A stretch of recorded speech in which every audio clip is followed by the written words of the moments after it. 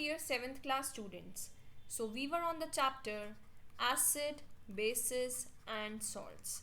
आज हम acid, bases and salts के बारे में आगे डिस्कस करेंगे. In the last session we discussed all about the useful acids like hydrochloric acid, sulfuric acid, nitric acid. So let's start. Our next acid was H2SO4 sulfuric acid, जिसको हम बोलते हैं kings of chemicals. You can see page number 49 and page number 50. Kings of chemicals इसको क्यों बोलते हैं sulphuric acid को? Because इसका अपीयरेंस कैसा होता है? ऑयली अपीयरेंस, तेल तेल जैसा अपीयरेंस होता है. इससे पहले इसको क्या बोला जाता था? Oil of vitriol. आपको ये क्वेश्चन MCQ में भी आ सकता है. Which acid is called oil of vitriols? It is use for preparing fertilisers बनाने के काम आता है, ये डिटर्जेंट्स बनाने के काम आता है, प्लास्टिक्स बनाने के काम आता है, सिंथेटिक फाइबर्स के लिए काम आता है. And it is also use in petroleum refining, in cleaning metal surface before electroplating, in lead acid batteries. हमारी जो घर की बैटरीज होती हैं उसमें भी यूज़ होता है. The last acid is acetic acid. Acetic acid का फॉर्मूला होता है CH3COOH. Acetic acid generally flavour को एनहांस करने के लिए यूज़ किया जाता है. Acetic acid को हम विनेगर भी बोलते हैं. विनेगर क्या होता है? जो हम चाउमीन में सिरका यूज़ करते हैं, और ये खट्टा होता है. आपको पता है जो पिकल्स होते हैं, जो अचार होता है, उसमें भी विनेगर डलता है, दैट इज सिरका डलता है. इसको हम चीज़ों को साफ करने के लिए भी यूज़ करते हैं, तो it is also use like the cleansing agent, right. It is use for cleaning Windows, floors, utensils. और जितने भी हमारे वुड वर्क पे स्टेन हो जाएं, सपोज हमने घर में वुड वर्क कराया, उस पर धब्बे पड़ जाएं, कारपेट पे धब्बे पड़ जाएं, वो हम एसिटिक एसिड से रिमूव कर सकते हैं. It is also use as preservative in pickles. Pickles को प्रिजर्व करने के लिए भी यूज़ किया जाता है. Acids we have completed. Now we will come on the bases. Acids का टेस्ट खट्टा था, सॉर था. बेसिस का टेस्ट बिटर होता है. बेसिस में हमें सॉपी फील होता है, जब हम टच करते हैं उसको ऐसे लगता है कोई साबुन है. बेसिस, ऐसे बेसिस जो पानी में मिल जाएं, वाटर में मिल जाएं, उस बेस का नाम होता है अल्कली. उस बेस का नाम होता है अल्कली. जैसे कि sodium hydroxide, potassium hydroxide, calcium hydroxide, they are alkalis. आपको एक चीज़ याद रखना है, जितने भी अल्कलीज होते हैं, अगर वो हमारे हाथ पे गिर जाएं तो वो हमारे हाथ को बर्न भी कर सकते हैं, बिकॉज ये अल्कलीज क्या होते हैं? कोरोसिव इन नेचर होते हैं. अल्कली वर्ड एक अरेबिक लैंग्वेज से लिया गया, और अल्कली का मतलब होता है ashes. Alkali are bases but not the bases are alkalis. सारे अल्कली बेस हो सकते हैं, लेकिन सारे बेस अल्कलीज नहीं हो सकते. फॉर एग्जाम्पल सोडियम हाइड्रोक्साइड, जिसको हम कास्टिक सोडा बोलते हैं, वो जनरली साबुन में पाया जाता है. पोटेशियम हाइड्रोक्साइड, जिसको हम कास्टिक पोटाश बोलते हैं, ये लिक्विड सोप में पाया जाता है. कैल्शियम हाइड्रोक्साइड लाइम वाटर में पाया जाता है. मैग्नीशियम हाइड्रोक्साइड को हम मिल्क ऑफ मैग्नीशिया बोलते हैं, और ये एसिडिटी रिमूव करने में हेल्प करता है. एसिडिटी रिमूव करने में हेल्प करता है. Ammonium hydroxide window cleaner solution में पाया जाता है. अब जैसे एसिड स्ट्रॉन्ग और वीक थे, ऐसे ही बेस भी स्ट्रॉन्ग और वीक होते हैं. जो स्ट्रॉन्ग बेस होते हैं वो बहुत कोरोसिव होते हैं, और वो हमारी स्किन को बर्न कर सकते हैं. For example NaOH and KOH. Magnesium hydroxide, calcium hydroxide, ammonium hydroxide, ये वीक बेस होते हैं, ये इतने कोरोसिव नहीं होते.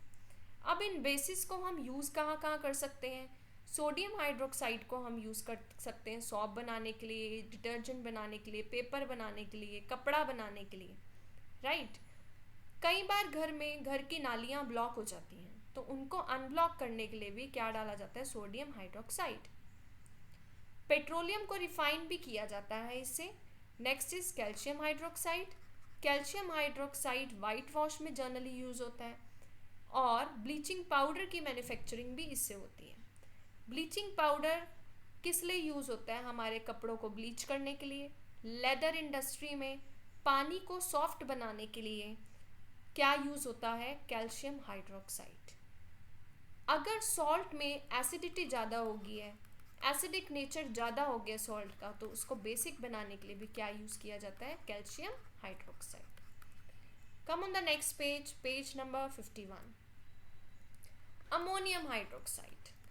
अमोनियम हाइड्रोक्साइड फर्टिलाइजर्स बनाने के काम आता है, और जितने भी हमारे कपड़े पे कोई ग्रीस लग जाती है, कोई गैस पैन से ग्रीस लग जाती है, या गैस पैन के स्टेन गिर जाते हैं हमारे ऊपर, या इंक के स्पॉट्स गिर जाते हैं, वो किससे रिमूव हो सकते हैं? Ammonium hydroxide. Now what are indicators? Indicators वो होते हैं जो हमें बताते हैं कि क्या चीज़ एसिड है और क्या चीज़ बेस है। जैसे कि आपको मैंने लिटमस के बारे में बताया था कि अगर हम बात करें ब्लू टू रेड कैसे होता है, रेड टू ब्लू कैसे होता है, तो लिटमस इज़ अ इंडिकेटर। हम किसी चीज़ को टेस्ट नहीं कर सकते। अगर मैं आपको कोई सॉल्यूशन दूं कि पी के बताओ, नहीं, हम किसी चीज़ को टेस्ट नहीं कर सकते, क्योंकि कोई भी चीज़ कोरोसिव भी हो सकती है और पॉइजनस भी हो सकती है। तो हम एक काम कर सकते हैं, हम स्मेल कर सकते हैं उसको। तो हमारे पास कुछ कुछ इंडिकेटर्स प्रेजेंट होते हैं, तो हम स्मेल भी ना करें तो हम इंडिकेटर से बता सकते हैं। First is the natural indicator. ऐसे इंडिकेटर्स जो प्रिपेयर किए जाते हैं नेचुरली फ्रॉम द फ्लावर्स, गुड़हल का फ्लावर, रोज का फ्लावर, रूट्स, बीट रूट से, स्टेम टर्मरिक से, हल्दी से, लीव्स रेड कैबेज से। Indicator solution can be prepared by boiling colored parts of the plants, example petals in water for some time and straining out the petals. Petals को बाहर निकाल देंगे. These solutions give different colors in the acidic and basic solution. अगर हम red cabbage का juice निकालते हैं और सपोज हमने रेड कैबेज का पत्तों का जूस निकाला और उस रेड कैबेज को किस में डाल दिया? एसिड में, तो वो रेड कैबेज और डीप रेड हो जाएगी। तो मतलब निशानी हो गई कि अगर रेड कैबेज के सॉल्यूशन को एसिड में गिरा तो वो और डीप रेड हो जाएगा। ठीक है, अगर ऐसी रेड कैबेज को हमने बेस में गिरा, अमोनियम हाइड्रोक्साइड बेस में गिरा, तो क्या हो जाएगा उसको? वो या तो ग्रीन हो जाएगा या फिर येलो हो जाएगा बेस में। तो ये नेचुरल इंडिकेटर है। अब चाइना रोज की क्या होती है? पिंक कलर की पेटल्स होती हैं, आपने देखा होगा। The coloured solution extracted from is it's of light pink colour. अगर हम उसको इंडिकेटर की तरह यूज़ करें तो क्या होगा? वो ग्रीन कलर देगा बेसिक सॉल्यूशन में, और dark pink that is magenta colour देगा एसिडिक सॉल्यूशन में। टर्मरिक, जिसको हम हल्दी बोलते हैं, वो किचन में हम यूज़ करते हैं। It is a yellow spice which adds colour to the vegetable curry. ठीक है, तो इससे आप परफॉर्म करेंगे एक्टिविटी को, जैसे कि आपने विनेगर डाला, राइट? विनेगर एक एसिड है।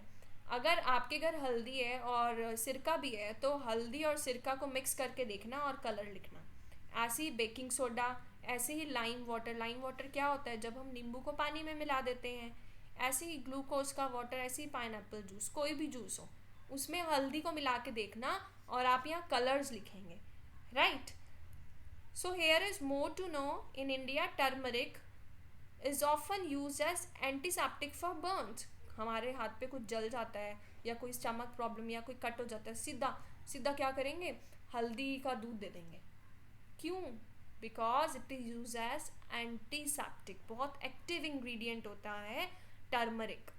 ठीक है, और ये जनरली किसके लिए हेल्प करता है? कैंसर को ट्रीट करने के लिए, अल्जाइमर डिजीज, आर्थराइटिस को ट्रीट करने के लिए, right? So we discuss about natural indicators. Natural indicator में आपने क्या क्या पढ़ा आज? Red cabbage and turmeric and China rose, 3 पढ़े आपने, red cabbage, turmeric and China rose. Coming on the next, litmus. Litmus एक और नेचुरल इंडिकेटर है। लिटमस कहाँ से लिया गया? लिकन से लिया गया लिटमस। लिटमस जनरली लैब्स में यूज़ होता है। जब भी आपके स्कूल खुलेंगे, आपको लैब में लिटमस टेस्ट करवाया जाएगा स्ट्रिप से। ये जो आप देख रहे हैं ना, ये स्ट्रिप है। So you will not perform this activity. ये एक्टिविटी हम स्कूल में ही परफॉर्म करेंगे, right? It is a water soluble mixture of different dyes extracted from the lichens, especially Rossula tinctoria. It is often absorbed onto filter paper to produce red and blue litmus. Blue litmus paper turns red in acidic condition. Blue to red कब होता है? Acidic condition में, ठीक है? और red to blue कब होगा? Basic condition में। और पर्पल का पर्पल कब रहता है? वो जब वो न्यूट्रल सॉल्यूशन होता है, ठीक है। हमारे पास एक्वस सॉल्यूशन लिक्विड में भी प्रेजेंट होता है लिटमस सॉल्यूशन, बट हमारे पास ऐसे पेपर में भी प्रेजेंट होता है. So this was all about litmus. In the next class we will read about the synthetic indicators and other indicators. Thank you so much. So you have to revise all the indicators and all the bases which we read today. यहाँ तक आप अच्छे से read करके रखेंगे. अगर आपको कोई भी डाउट होता है, you can ask in the comment section or you can message me. Thank you class.